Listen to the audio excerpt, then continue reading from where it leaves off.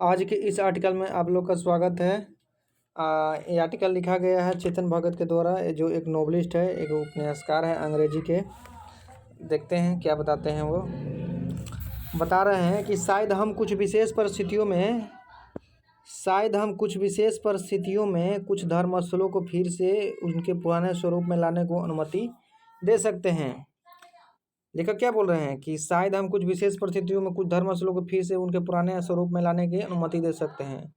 जो हिंदू का जो जो मुख्य मंदिर है, जो शास्त्रों में वर्णन है कि कौन सा मंदिर कहाँ पर है, उन सभी मंदिरों पर क्या किया गया था, मुगल शासन में तोड़कर उस पर मस्जिद बना दिया गया था। तो लेखक बोल रहे हैं कि उन सभी धार्मिक स्थलों को फिर से उनके पुराने स्वरूप में लाने की अनुमति दे सकते हैं। ये कैसे हुआ? कुछ मामलों में कानून बदला जा सकता है और कुछ कानून बदल कर ही ऐसा हो सकता है। कुछ मामलों में कानून बदला जा सकता है। देखिए क्या बताते हैं। तो लीजिए एक बार फिर हम एक और हिंदू मुसलमान मंदिर मस्जिद विवाद में उलझ चुके हैं कि नहीं उलझ चुके हैं? बोलिए। ज्ञानवापी मस्जिद है ना, ज्ञानवापी मस्जिद। तो लीजिए एक बार फिर हम एक और हिंदू मुसलमान मंदिर मस्जिद विवाद में उलझ चुके हैं। ज्ञानवापी मस्जिद के मामले पर ध्यान देखिए। ज्ञानवापी मस्जिद क्या है? समझिए। काशी विश्वनाथ मंदिर का निर्माण 2050 साल पहले महाराजा विक्रमादित्य ने करवाया था, लेकिन मुगल सम्राट औरंगजेब ने 1664 में मंदिर को नष्ट कर दिया और इसके अवशेष का उपयोग कर मस्जिद बनाने का काम किया।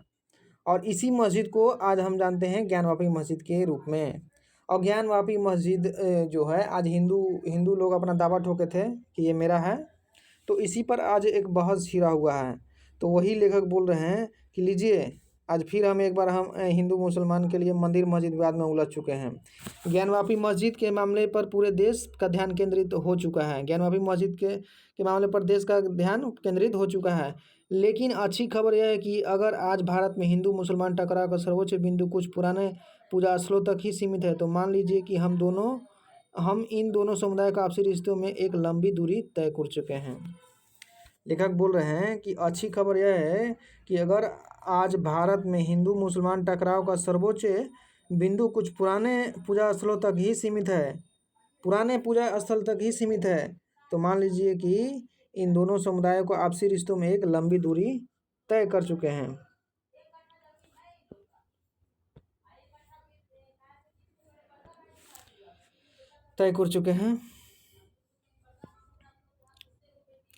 ठीक है। हर कोई इस तरह से आशावादी नज़रिए से इन चीज़ों को नहीं देखता। बोल रहे हैं लेखक कि हर कोई इस तरह से आशावादी नज़रिए से चीज़ों को नहीं देखता है। कुछ लोग इस विषय पर बातें करते हुए बहुत उत्तेजित हो जाते हैं। देखिए बोल रहे हैं कुछ लोग इस चीज़ पर बातें करते हुए बहुत उत्तेजित होते हैं। जैसा कि आप टीवी चैनल पर देख सकते हैं, जो डिबेट करते हैं कैसे करते हैं, लगता है कि अब लड़ने ही वाले हैं। टीवी डिबेट्स में आप उन्हें देख सकते हैं। मैं उनसे इतना ही कहूँगा कि रिलैक्स हो जाइए, शांत हो जाइए और गहरी सांस लीजिए। आखिर यह एक पूजा स्थल ही है। आखिर है तो एक पूजा स्थल ही, चाहे वो मंदिर हो या मस्जिद हो। और आप दुनिया में किसी भी जगह से ईश्वर की उपासना कर सकते हैं। और लेखक बोल रहे हैं कि दुनिया में आप कहीं भी किसी जगह से ईश्वर की उपासना कर सकते हैं, क्योंकि ईश्वर सर्व जगह उपलब्ध है, सर्वत्र व्याप्त है। क्योंकि यह दुनिया भी तो ईश्वर नहीं बनाई है। चलिए इस पूरे मामले पर एक सरसी नज़र डालते हैं। वाराणसी में ज्ञानवापी मस्जिद एक ऐसी जगह पर बनाई गई थी जहाँ पहले मंदिर था। मंदिर था। इसे साबित करने के लिए किसी रॉकेट साइंस की ज़रूरत नहीं है। बोल रहे हैं कि पहले ज्ञानवापी मस्जिद के जगह पर एक मंदिर था। इसे साबित करने के लिए किसी रॉकेट साइंस की ज़रूरत नहीं है। मंदिर को शायद औरंगजेब ने 17वीं सदी में ध्वस्त किया था। ध्वस्त किया था। यह हिंदुओं के दमन की उसकी नीति के अनुरूप था और हिंदुओं के दमन की उसकी नीति के विरुद्ध था। उसको कुचलने के लिए ये सब किया था। हिंदुओं की नीति को कुचलने के लिए किया था। उस ज़माने में मुग़लों ने जो बहुत सारी बुरी चीज़ें की थी, यह उनमें से एक था। उस समय में जो भी मुग़ल बुरी चीज़ की थी, उन सभी में एक था। मुगल साम्राज्य और क्रूर थे। मुगल साम्राज्य बहुत ही क्या थे, क्रूर थे। वो सब लोग के धर्म परिवर्तन कराते थे। आज जितना भी मुसलमान है वो सब परिवर्तित ही है, कन्वर्टेड है मुसलमान, सब हिंदू से कन्वर्टेड मुसलमान है। उनके समय में कोई लोकतंत्र नहीं था, उनके समय में कोई लोकतंत्र नहीं था। उस ज़माने में अगर टीवी एक्सपर्ट होते तो वे सरकार की आलोचना नहीं कर पाते। अगर उस समय क्या होते, टीवी एंकर होते तो उस समय सरकार की आलोचना नहीं कर पाते, क्योंकि लोकतंत्र थोड़े ही था, तानाशाही था। राजतंत्र भी नहीं बोल सकते, तानाशाह बोल सकते हैं। खैर, मुगल ने जो किया वह बहुत बुरा था। जो किया तो किया ही, वह बहुत बुरा था। यह सच है कि उस समय हिंदुओं के साथ अन्याय किया गया, और यह सच है कि हिंदुओं के साथ क्या किया गया, अन्याय किया गया। अब हम एक हिंदू बहुसंख्यक देश है। अब क्या है, हम एक हिंदू बहुसंख्यक देश है, लेकिन हमारा इतिहास हिंदुओं के दमन से भरे है। हिंदुओं के दमन से क्या है, भरा है। हिंदुओं के दमन से भरा है। ऐसे में न्याय की मांग जायज लग सकती है। ऐसे में न्याय की मांग क्या लग सकती है, जायज लग सकती है। यही कारण है कि इतिहास की गलतियों को सुधारने की कोशिश से हिंदुओं के दिल में जगह पाती रहेगी। इसलिए इतिहास की गलतियों को सुधारने की कोशिश से हिंदुओं के दिल में जगह पाती रहेगी। भाजपा ने अयोध्या मामले का नेतृत्व किया था। भाजपा ने अयोध्या मामले का नेतृत्व किया था। दूसरी जगह पर भी इस तरह के विवाद है, और दूसरी जगह पर भी इस तरह के क्या है, विवाद है। लेकिन जहाँ धर्म का हमारे जीवन में महत्वपूर्ण स्थान होता है, वहीं वैचारिकता भी कम जरूरी नहीं है। जहाँ पर धर्म का स्थान होता है वहाँ वैचारिकता बहुत ज़रूरी है। अगर हम देश की हर मस्जिद का इतिहास एक्सरे करने लगेंगे तो हम भानुमति का पिटारा ही खोल बैठेंगे। देखिए, भानुमति का पिटारा ही खोल बैठेंगे, मतलब आप क्या समझे। भानुमति पिटारा एक प्रकार का मुहावरा है। भानुमति पिटारा का अर्थ है ऐसा पात्र जिसमें आवश्यकता की सभी वस्तुएं क्या हो, मौजूद हो। या इस तरह से बोल सकते हैं कि बहुत तरह की वस्तुओं से भरा हुआ पिटारा, भांति भांति की चीज़ों वाला पात्र को बोलेंगे भानुपति का पिटारा।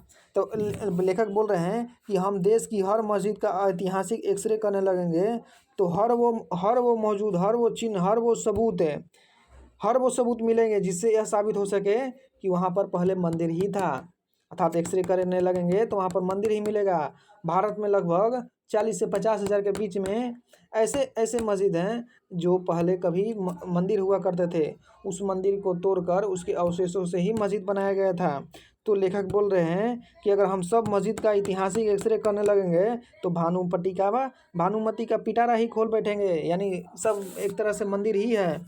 क्योंकि ऐसी हज़ारों मस्जिदें हो सकती हैं, देखिए बोले ना, क्योंकि ऐसी हज़ारों मस्जिदें हो सकती है जो किसी मंदिर की जगह पर बनाई गई थी, जो किसी मंदिर की जगह पर क्या की गई थी, बनाई गई थी। हमारा इतिहास यही था और हमारा इतिहास भी यही था।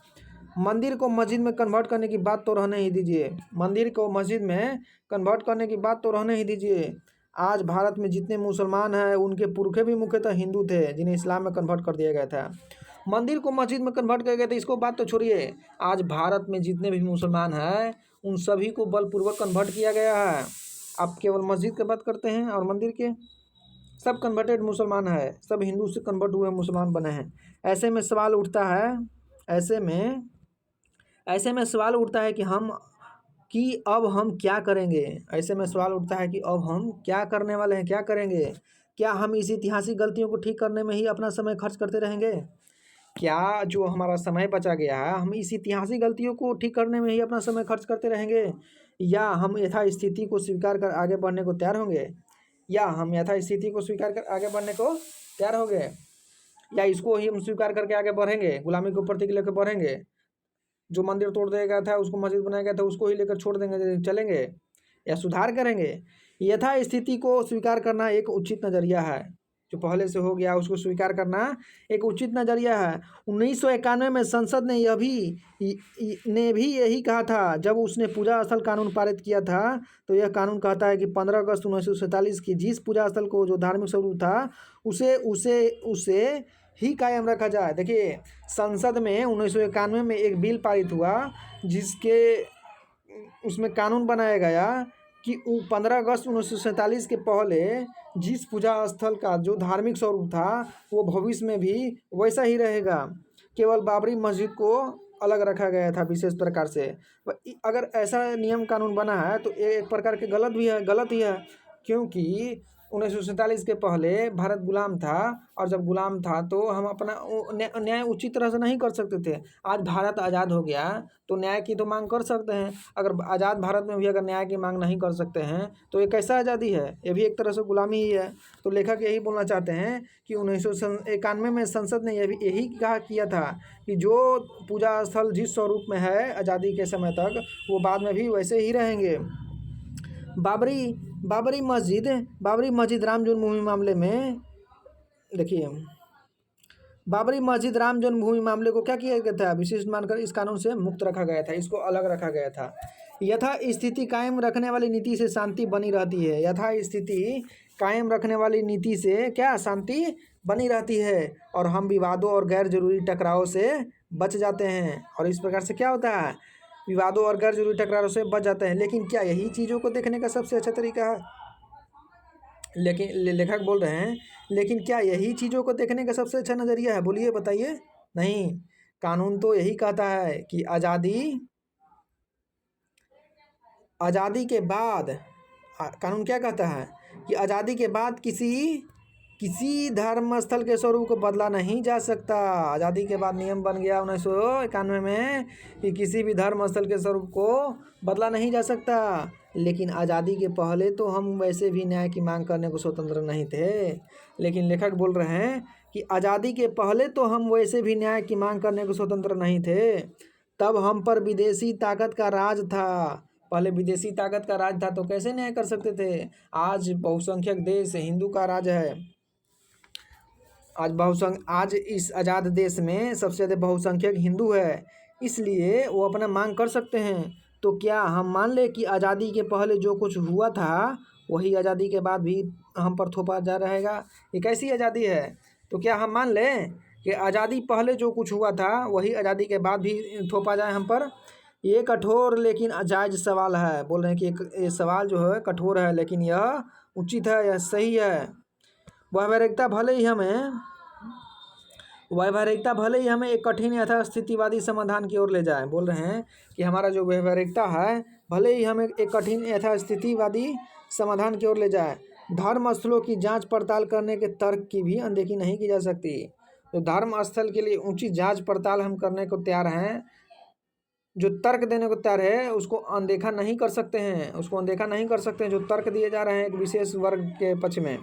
भारत आज भी एक सेकुलर देश है। देखिए, सेकुलर क्या होता है? सेकुलर मतलब होता है धर्मनिरपेक्ष। हिंदी में सेकुलर को धर्मनिरपेक्ष कहते हैं। धर्मनिरपेक्ष यानी भारत देश का अपना कोई धर्म नहीं है, वह सभी धर्म को आदर की दृष्टि से देखती है, एक समान की दृष्टि से देखती है। अर्थात भारत का अपना कोई धर्म नहीं है, वह सभी को एक समान दृष्टि से ही मानती है।